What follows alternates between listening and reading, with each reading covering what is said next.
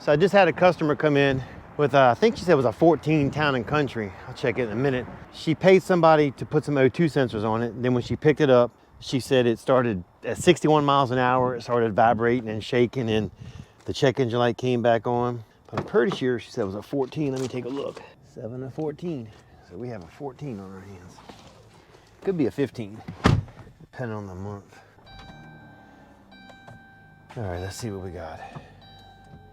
I do see the check engine light. So let's go ahead and let's get it in reverse. Let me see, can I get it up the street real quick, and let's check the vibration on it. So I told her, the guy who put the O2 sensors on, the shaking, it could just be coincidental. I mean, it doesn't necessarily have to be something he did wrong. It just could have been freaky coincidence. I don't know. So let's get it up to 60 miles an hour without getting a speeding ticket on a 35-mile-an-hour road. So I don't know. I don't really feel any kind of major shaking. I'm gonna take it back to the shop. I'm gonna get a scanner on it. Let's see what the code is. I went up to about 62. I really didn't feel any shaking on it, not like she was talking about. I mean, maybe a tire out of balance or something, but that would have nothing to do with O2 sensors. I don't want to go so fast. I think that's a police car ahead of me. Better keep it under the speed limit. I know, I'm not buckled up. All right. The OBD2 connector is located just to the right side of the hood release cable under the dash. 14 Town and Country, the miles are 174,813, that checks out. Continue on. We'll do a code scan. We'll do a diagnostic health check, and what I'll do is I'll text that to the customer. And I'm okay without knowing that. So it's got a fuel injector circuit open and bank 1 air fuel ratio. So I just got done talking to the customer. Here's what went down. He went to O'Reilly's, they pulled a code, they told him he needed an O2 sensor. Bank 1, sensor 1 is what they told him. They didn't tell him about the fuel injector code with an open circuit. So he went to, I guess, I don't know if it was a backyard person or somebody repair shop. He didn't get real specific on that. And he bought 2 O2 sensors. He bought an upstream and a downstream O2 sensor, and that guy put it on the car. When he drove away, I don't know, he said so many miles, the light came back on, and these are the codes that came back on. Most likely, the O2 code came on because of the P0203, the fuel injector circuit's open. So the first thing we need to do is look at the 203 and let's see what exactly that is. It says that's a fuel injector number 3, the circuit's open. Replace the fuel injector. So at 100,000 miles, and even down to where we're at right now, 170 some, that is the number 1 repair. There's no TSBs on it, so let's take it and look at smart data. Let's see what smart data tells us. We're gonna hit continue because the engine is running. It's gonna run through its little process here, and on the screen it should pop up anything to do with the fuel injector. So looking at smart data, we've already got red flags, and that is with the injector pulse. So that's going to be an issue. That's why the O2 is coming on. It's not a bad O2. He's got this issue here. Tell you what, let's do this. Let's back out of this now. I'm going to look at something real quick. Let's go back again. I want to look at this fuel injector. So let's look at smart data. Continue. All kinds of things going on here. And this here's your short term. That's in double digits. That is dumping fuel. It's telling you, I need fuel, I need fuel, I need fuel. So it is dumping fuel. So that's definitely not correct. Even look at the long term. The long term is way out of whack too. That's your fuel trim, by the way. I was just looking at short term fuel trim and long term fuel trim. Whenever it goes into negative, it's cutting back. So we probably have an issue guaranteed with the injectors. Let's go back over here and let's look at the fuel injector circuit. If I go down here to real-time fix, the customer states the check engine light is on. He connected a scan tool and found code P0203, injector circuit open. Performed a road test while monitoring the live data and observed the misfire counts increased on cylinder number 3. Inspected the fuel injector, the wiring harness, and the connector, but detected no obvious faults. With the ignition on and the engine off, using multimeter, checked the presence of voltage and ground at the fuel injector connector, found both were present. Using the multimeter, checked for continuity, found the fuel injector, and found the continuity was not present. Disconnect the fuel injector and the correction replace fuel injector. What I think I'm going to put a lab scope on it, and let's look to see exactly what it's doing. So while I was working on the Chrysler, the camera malfunctioned. So I'm gonna try and get you up to speed to where we're at right now. This is one with the injector pulse width. And the number 224, that's where it's at currently when it malfunctioned. Basically that's reading microseconds. So if you convert that to milliseconds, it's like 2.24. So the on time was on longer than normal. And let me show you, I went back and let me go to my screenshots. I did a screenshot of this. If you look right here, I was able to get a scope on it, and the on time was on just a little bit too much. It should have cut off somewhere around the 2. It's gonna be one or two things, fuel injection or a computer. That's the only two things left. In order to test to ohm out the injectors, I gotta take the intake off. But here's our dilemma. It's right here at Christmas time, and they developed a massive leak. So what I'm gonna try to do is, their decision is this, and like I told them, if they drove it like this, you're not gonna break down, your gas mileage is gonna suck. I mean, you might get some misfires in it, but if you run out of fluid and burn up your engine, then you're not going anywhere. So what they've decided is for me to look at this leak, see what that is. Let me show you what I found while I was looking for the leak. On that 14 Chrysler, we found the transmission lines were leaking. And after letting it run a little bit, I got my scope out because I started a little bit of oil. Under the intake, this is the oil cooler.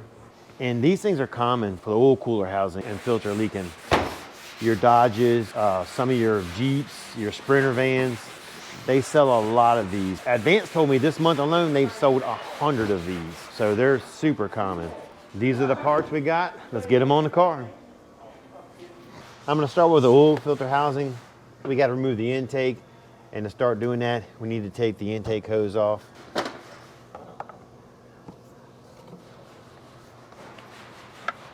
Just make sure when you're doing this, you know, in 14, some of the hoses are gonna be a little bit brittle.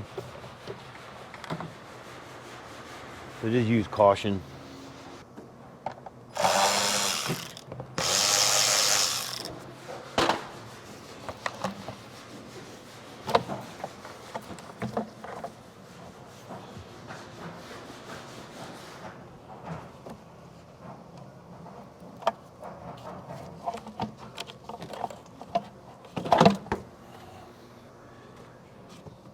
It's a pretty simple job, to be honest with you. I think the worst part of doing this job is just making sure you don't break any of the clips.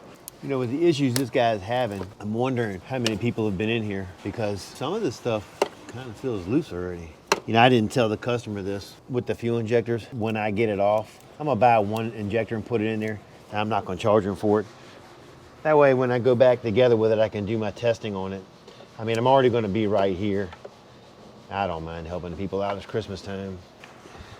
I just got these pliers from Snap-on. They're needle nose and they adjust in 3 different ways. And they have a point on here that grips to no end. They're definitely badass.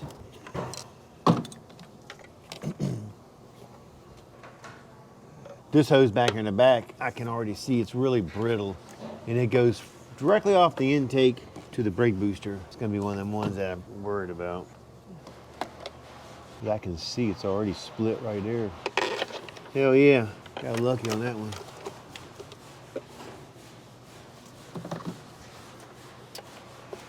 So we've got just about everything off. There's a bracket in the back here. It looks like about maybe 2 tins that when you take the intake off, you have to remove these 2 nuts. Go ahead and get those off next.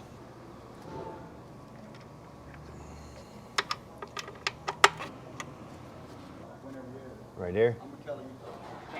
I had to cut the camera off for a second because when my guy came over here, I wasn't sure where we was gonna go with this conversation. All right, there's 2, 4, 6, looks like 7 T20s. When you go to break these loose, start them with a hand ratchet, then you can come back with an electric or air, whatever you got. I've done them in the past, and if you don't start them this, you end up stripping the inside of them.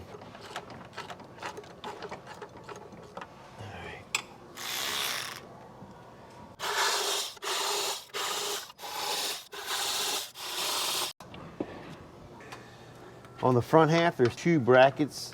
Each one's got a 10 mil in it, holding it on.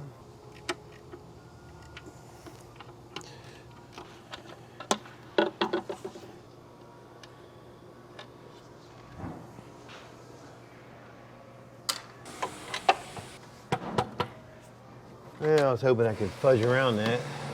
I've gotten lucky in the past, but I don't guess it's gonna happen this time. I have to loosen this back bracket up a little bit. Gives you slots here to, if you can finagle it out to get it out, but doesn't appear it's gonna happen. So, pop off a little clip back here. And there's like one bolt. It's like about a 13 maybe.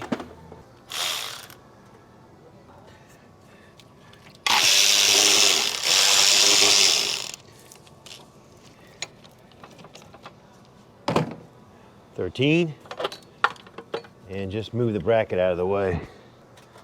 There we go. All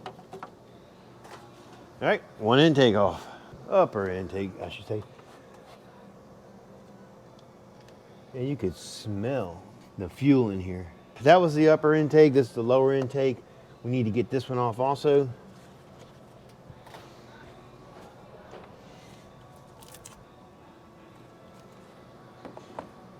So here's a pro tip for you. When you're doing these, like you're doing the Torx, if you take a T27, a lot of guys will stick it in there and go, yep, it fits fine. But there is a little bit of wiggle room there. And if you get a bolt that's stuck in there, you're gonna strip it. It's actually a T30. And if you put a T30 in there, it's a little bit tight going in, but there's no play at all. So make sure you check that, grab the right size. Make sure it's a good tight fit. If you put it in and you have any play at all, don't use it, get the right one. So before you go any further, get some rags, put them in a hole like this, and you need to take it and blow it off really good because it's excessive amount of dirt down there. I mean, if you think about it, there could be a rock pebble down there, there could be a dirt. If you pull that off and that gets down inside the valve area, you're gonna have nothing but problems. You're gonna wish you never started this project. Meanwhile, my guy's over here stealing my freaking air hose.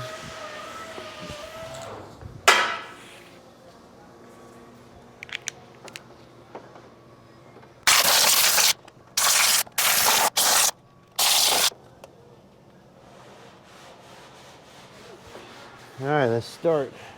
Get your T30, put a nice easy in there, start breaking them loose.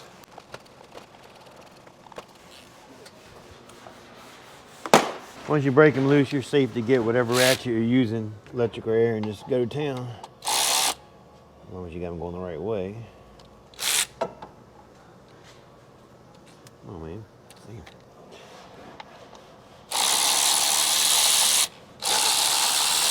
So I think Santa Claus is bringing me a Milwaukee electric air ratchet. I've done some research on it and I think it's gonna be just as good as the Snap-on one. There's 8 T20s on the lower intake. Make sure you start them by hand first also. Once you get them started by hand,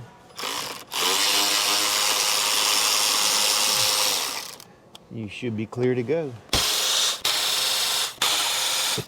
This kit was supposed to come with all the gaskets you need to do this job. If you buy a kit and you don't have all the gaskets, make sure you take time to buy the upper and lower gaskets for the intake.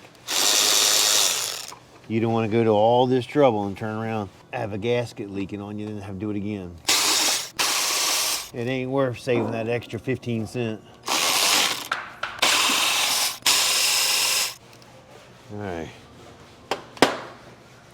You didn't have to take these bolts out, but because I'm putting one injector in there, I went ahead and did it. But once you take out the 8 bolts, they'll come out as a unit and it will just lay this way out of the way. I'll see, it'll just lay out of the way. So my daughter's at that age where she doesn't believe anymore, and of course Santa Claus and stuff. And we've always joked around with that elf over the years. And so I'm still taking that elf and doing things with it. Oh my gosh, she used to get so pissed off. It's funny as crap.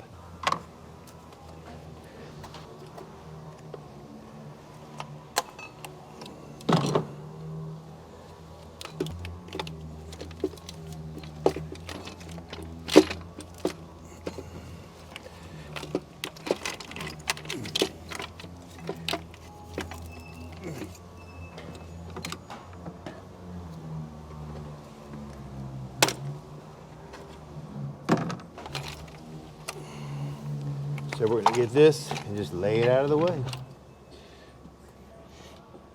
Get all that crap. If you look down here, see if I can get you a good view.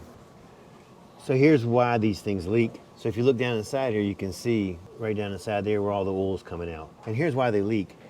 They're down inside there with all this heat on the engine, and this is a plastic housing. And then over time, the plastic just kind of warps a little bit and it causes it to leak. The new one that we put on, if you look right over here, it's solid aluminum.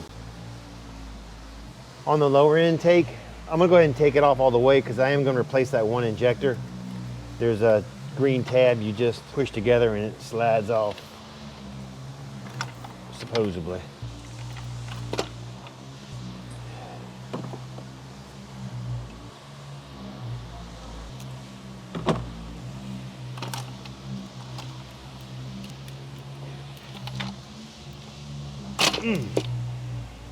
Jam, that's tight.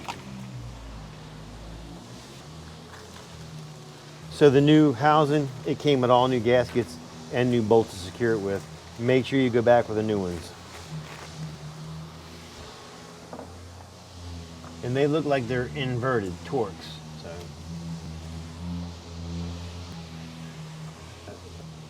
there's a couple of fittings on here. We want to get them off. One is going to be the coolant temp sensor. We're going to take it off right here. And the other one is going to be the oil pressure sensor. And it comes off right here. After I get it unbolted, I'll raise it up and we get the lower clamp off that lower hose. Make sure before you start, stuff rags in the intake holes, keeping the debris from falling down in there.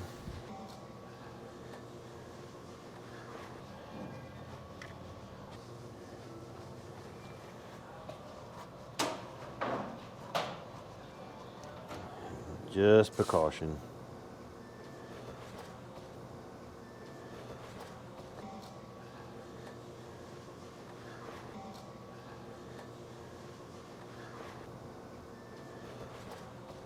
And the same as all the rest, loosen it by hand first.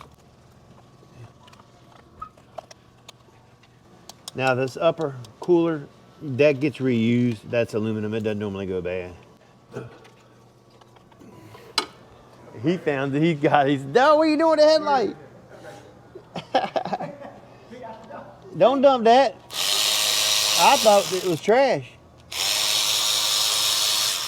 That'd have been a costly mistake.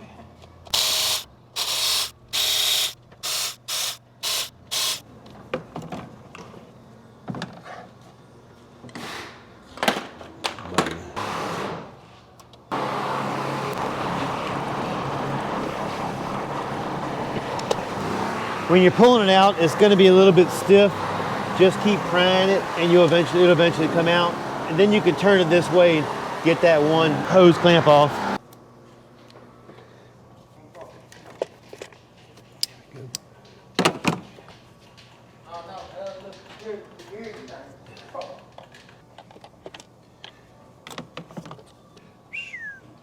That's a mess.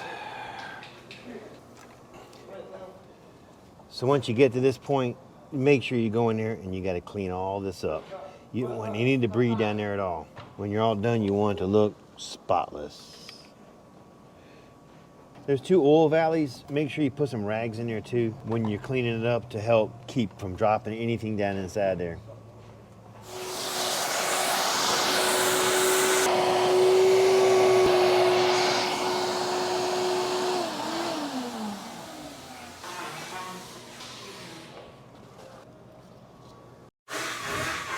Get some brake clean. When you're done, squirt down there really good, get it all cleaned up, get all this debris off. I get my little wheel. They do make 2 different ones for this. One's for metal and one's for aluminum. So make sure you put the one for aluminum on here. And you still have to be careful because you can definitely dig it out. So just go nice and easy with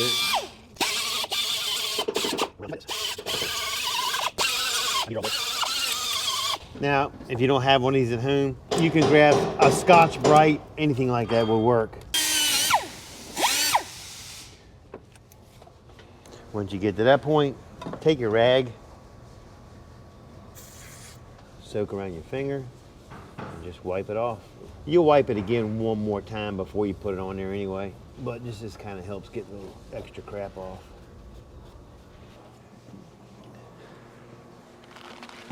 So when you're going back with a new one, like I said earlier, you're getting a bunch of new gaskets with it. Make sure you use them all. That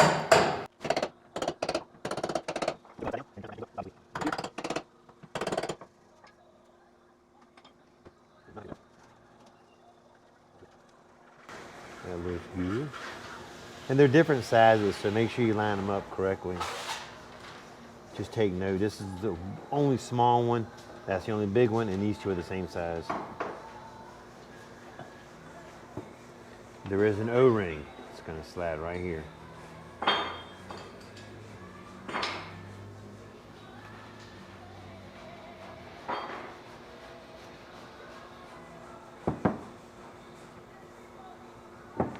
On the top side, these go like this. We're gonna take the top cooler off, and it's held on T30s.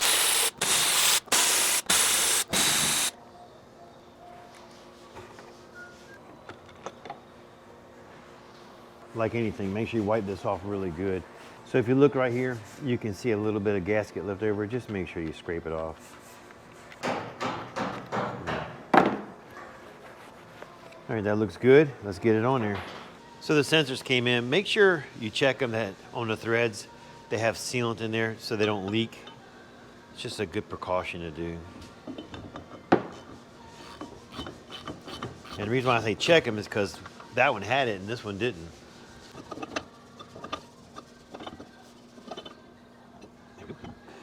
That's the one. Let's get the other one in.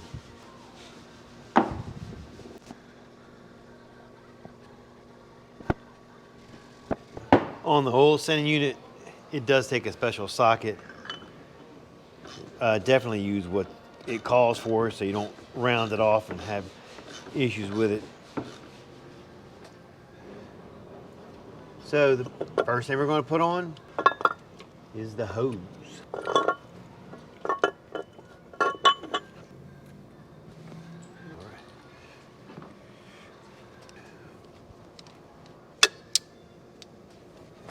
All right, we're rocking and rolling now, baby.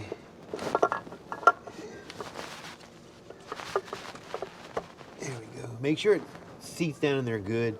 That O-ring is going to go down inside the block. Make sure you feel it go down. And like before, when you're going back with these, start them by hand first. So I literally just used my magnet a while ago, and now it's gone. What the heck did I do with it? Right here, been a snake that bit me. Right there.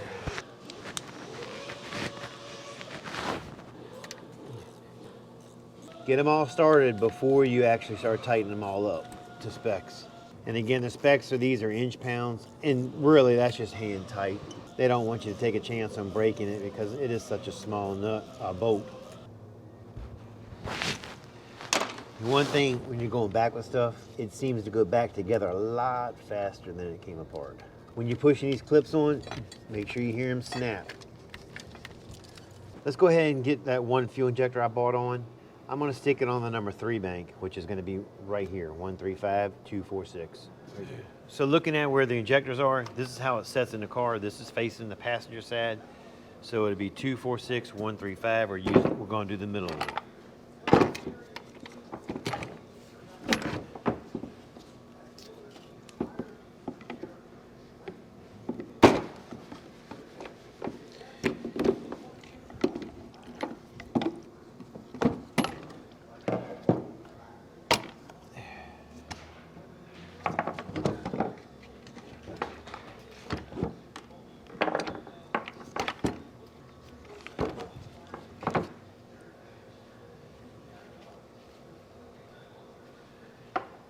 That's your part number to the injector. Whenever I'm going back with injectors, I always use a little bit of grease. Just a little bit.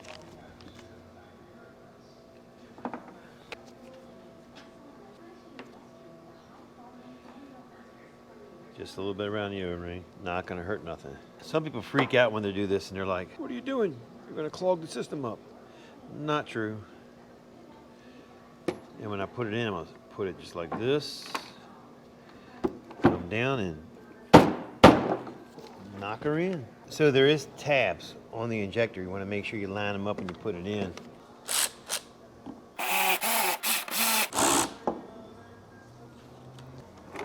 We're going to flip it over.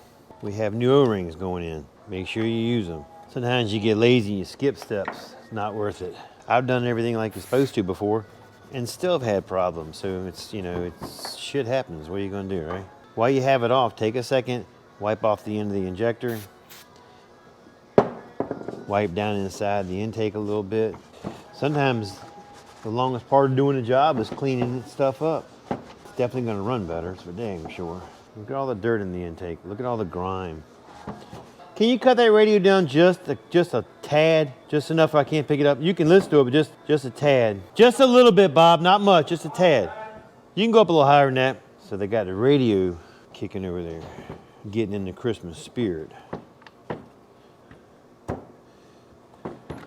Flip it over. Let's get her on the car.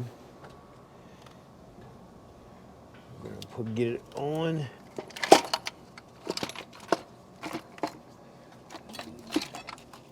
Get it laying down in there good. Ah! Look at that.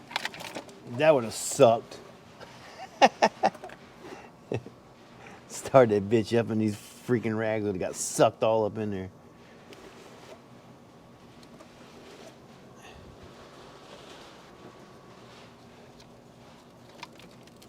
Okay, let's get this on. I was like, what the heck's all that blue shit in there?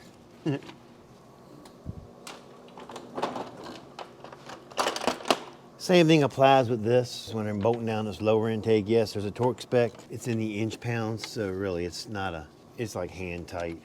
I'm gonna treat these the same way. Start them by hand, go back in with my electric ratchet, get them tightened up. Start in the middle and work your way across.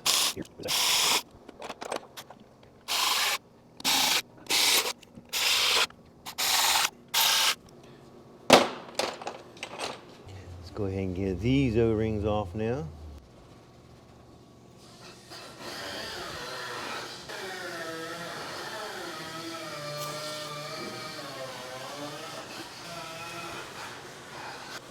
I do like it that when you get this kit, you get all the gaskets you need to do it, because I'm gonna be honest with you, some of these kits you buy out there and you go to buy it and you're like, holy shit, it didn't come with half the crap I need. And I think this kit was only like a couple $100 at the most.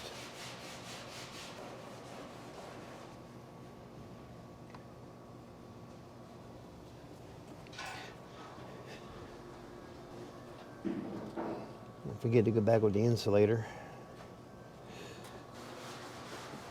Also flip this upside down and make sure you wipe off anywhere that O-ring is going to hit.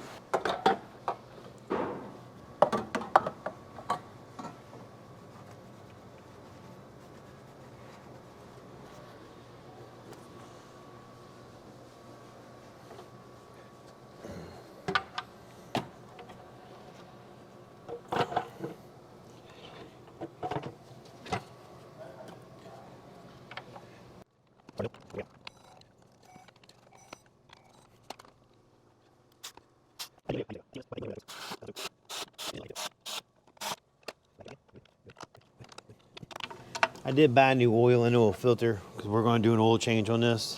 So you need to go ahead and stick it in now.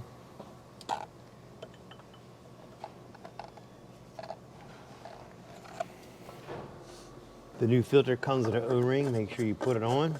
You've gone this far, don't skimp now.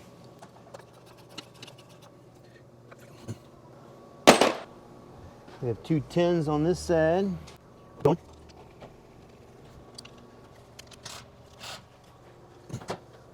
We have the bracket in the back on this side to put on.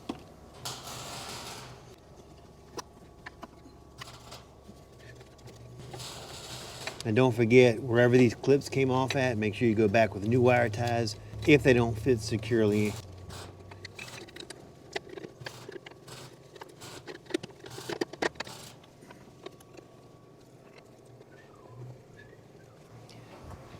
That stud was a 13. Who you calling a stud?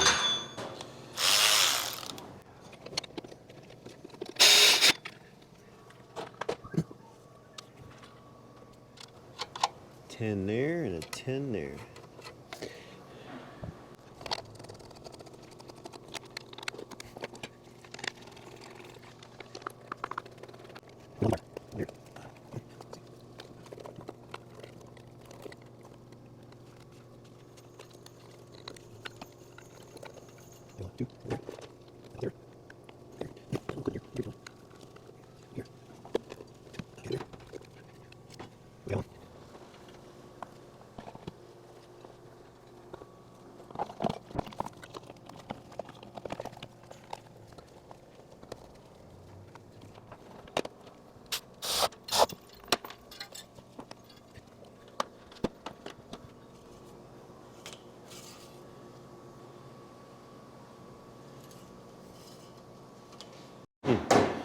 All right, moment of truth. Let's start her up. Let's see if we got any leaks or gas dripping or anything.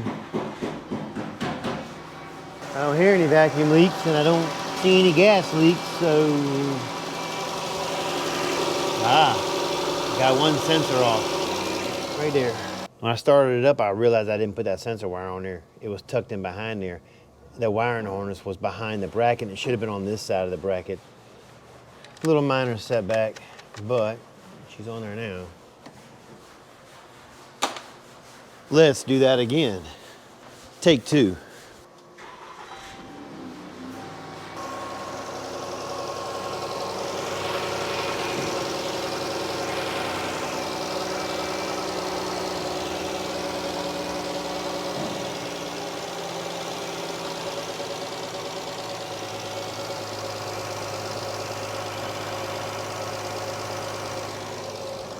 All right. Well, one thing I've learned about working on cars, you never know which direction you're going to go in. This customer here paid someone to put O2 sensors on her car, drove it, and it didn't fix the problem. Come to find out, she has a fuel injection issue, causing the O2s to not read correctly. And in the meantime, she developed a massive oil and transmission leak. We fixed the transmission leak by putting the two lines on there. That was pretty cut and dry, so I didn't show you guys that. But the oil cooler is a real common problem with these Dodges. So if you have an oil leak and you can't seem to find out exactly where it's coming from, chances are that's going to be your problem. Alright guys, that is it for this video. I appreciate you watching. Don't forget to like, subscribe, and leave a comment. Catch you later.